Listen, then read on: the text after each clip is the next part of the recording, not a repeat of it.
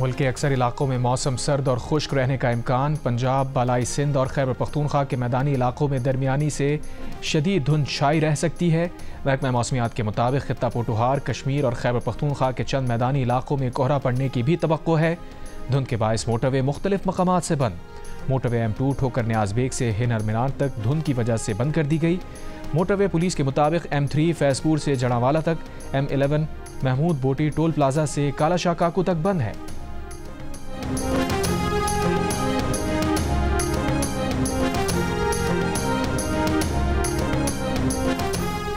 मदारिस registration bill के मामले पर वजीर आजम शहबाज शरीफ का मौलाना फजल रहमान से राब्ता। वजीर आजम ने मौलाना फजल रहमान को आज मुलाकात की दावत दे दी। ज़राए के मुताबिक मौलाना फजल रहमान आज दिन में वजीर आजम हाउस में मुलाकात करेंगे। वजीर आजम से राब्ते के बाद मौलाना फजल रहमान का मुफ्ती तकी उस्मानी से राब्ता, मुलाकात से मुताल्लिक़ मुशावरत की।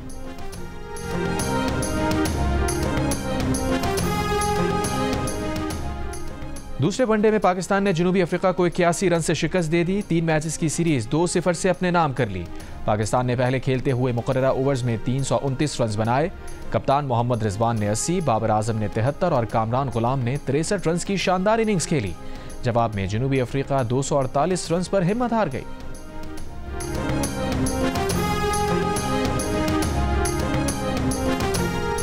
भारतीय क्रिकेट बोर्ड और ICC ने पाकिस्तान की शराइत मान ली। पाकिस्तान ने 3 बरस तक भारत जाकर ना खेलने की शर्त मान ली। चैंपियंस ट्रॉफी पाकिस्तान में ही होगी, लेकिन भारत के मैच न्यूट्रल वेन्यू पर खेले जाएंगे। ICC ने ऐलान कर दिया, कहा अगले 3 साल तक पाकिस्तान और भारत एक दूसरे के मुल्कों में ICC इवेंट का कोई मैच नहीं खेलेंगे।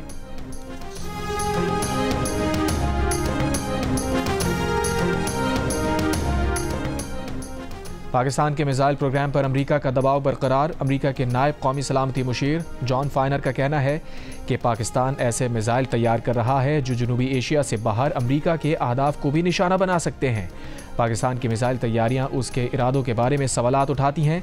पाकिस्तानी इक़दामात को एक उभरते हुए खतरे के अलावा किसी और चीज़ के तौर पर देखना मुश्किल है।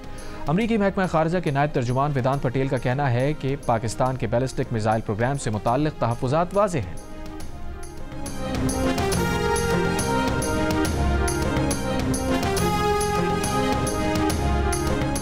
पाकिस्तान ने मिसाइल प्रोग्राम में मदद देने के इल्ज़ाम में 4 इदारों पर पाबंदी के अमरीकी इक़दाम को मुतासिबाना करार दे दिया। तर्जुमान दफ्तर खारजा ने कहा कि दोहरे मयारात और इम्तियाजी तर्ज अमल इलाकाई और आलमी सलामती के लिए ख़तरा है। पाकिस्तान को निजी तिजारती इदारों पर पाबंदियाँ आयद करने पर भी अफसोस है। तर्जुमान ने कहा कि पाबंदियों का मकसद फ़ौजी अदम तवाज़ुन को बढ़ाना है।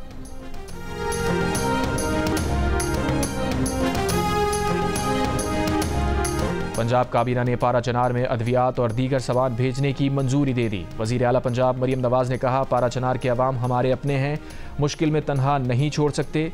वज़ीर आला की इमदादी सामान फौरी तौर पर भिजवाने की हिदायत। कहा, पारा चनार में ज़रूरत के मुताबिक मोबाइल हेल्थ यूनिट भी भेजा जाएगा। वज़ीर आला ने पंजाब के अस्पतालों में फ्री दवाओं के लिए फंड्स की मंजूरी भी दे दी। काबीना इजलास से खिताब में वज़ीर आला मरियम नवाज़ शरीफ की अपनी छत अपना घर प्रोग्राम के फंड्स ना रोकने की हिदायत। रेस्क्यू इमरजेंसी सर्विसेज का दायरा कार मज़ीद वसी करने की हिदायत।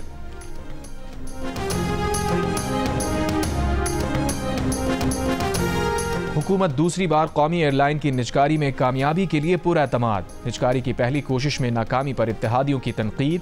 कौमी असम्बली में पीपल्स पार्टी के नवीद कमर ने कहा, निजकारी में नाकामी इंतजामिया की नाअहली है। मिर्ज़ा इख्तियार बेग बोले, निजकारी की कोशिश नॉन प्रोफेशनल थी और उजलत में की गई। सहर कामरान बोली, निजकारी के लिए ठीक तरह से तशहीर नहीं की गई। नबील कबूल ने कहा, जितनी बोली दी गई उतनी तो कराची इस्लामाबाद बस सर्विस के लाइसेंस की भी नहीं होती। इफाकी वज़ीर कानून आज़म नज़ीर तारड़ ने जवाब दिया, अब यूरोप और दीगर रूट्स बहाल हो गए हैं, निजकारी कमेटी भी बना दी है, अब ज़्यादा ऑफर्स आने की उम्मीद है। कौमी एयरलाइन की निजकारी की पहली कोशिश में हुकूमत ने 85 अरब रुपए की तवक्को की थी, मगर उसे सिर्फ 10 अरब रुपए की बोली मिली थी।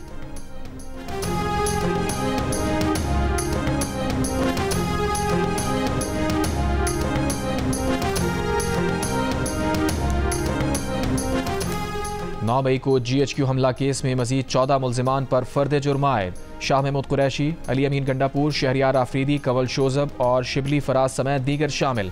तमाम मुल्जिमान ने सहत जुर्म से इनकार कर दिया। केस में बानी PTI समेत मजमूई तौर पर 113 मुल्जिमान पर फर्द जुर्म आयद की जा चुकी है। अडियाला जेल में होने वाली समाअत के दौरान बानी PTI को कमरा अदालत में पेश किया गया। शाह महमूद कुरैशी कोट लखपत जेल से लाए गए। शेख रशीद, फवाद चौधरी, शिबली फराज, शहरियार आफरीदी और अली अमीन गंडापुर कमरा अदालत में मौजूद थे। केस की मजीद समाअत 21 दिसंबर तक मुलतवी।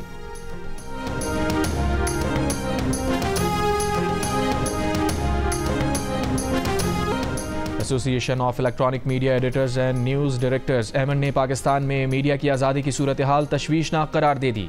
एक बयान में कहा कि इदारती पॉलिसियों की नापसंदीदगी के बायस बाज़ मीडिया इदारों के इश्तिहारात बंद करके उन्हें कारोबारी नुकसान पहुँचाने का सिलसिला शुरू हो गया है। पैमरा TV चैनल्स को दबाव में लाने के लिए गैर कानूनी नोटिस जारी कर रहा है। एमन ने सहाफ़ियों के खिलाफ मुकदमात और इंटरनेट बंदिश पर भी तशवीश का इजहार किया।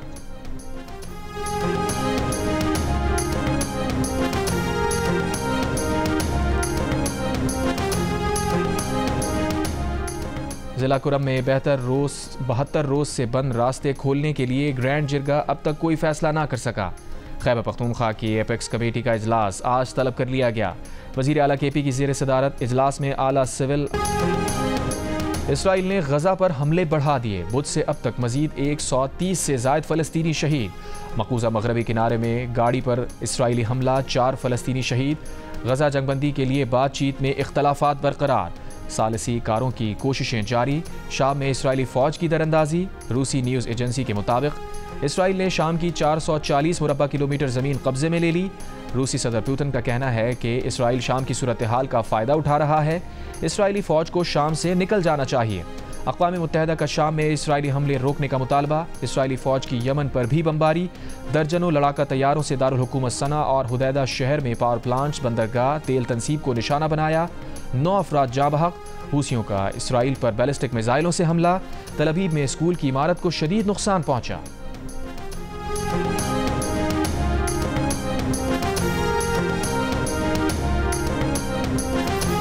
नाइजीरिया के एक स्कूल में मेले के दौरान भगदड़ मच गई। 35 बच्चे जाँ बहक, 6 शदीद जख्मी। पुलिस के मुताबिक स्कूल में मेले में भगदड़ की तहकीकात के लिए 8 अफराद को हिरासत में लिया गया है।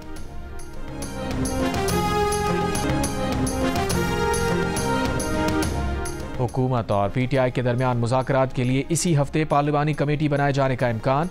वज़ीर आज़म की वापसी के साथ बाज़ाब्ता ऐलान मुतवक्के। ज़राए के मुताबिक पार्लिमानी कमेटी को मुज़ाकरात या हुकूमती ऑपोजिशन पॉइंट्स पर मुशावरत और फैसलों का मुकम्मल इख्तियार होगा। और पंजाब ने मजमूई तौर पर 174 मेडल के साथ कायदे आज़म बैनुल-सूबाई गेम्स 2024 जीत लिए। खैबर पख्तूनख्वा मेडल टेबल पर दूसरे नंबर पर रहा। सिंध 79 मेडल्स के साथ तीसरे नंबर पर रहा।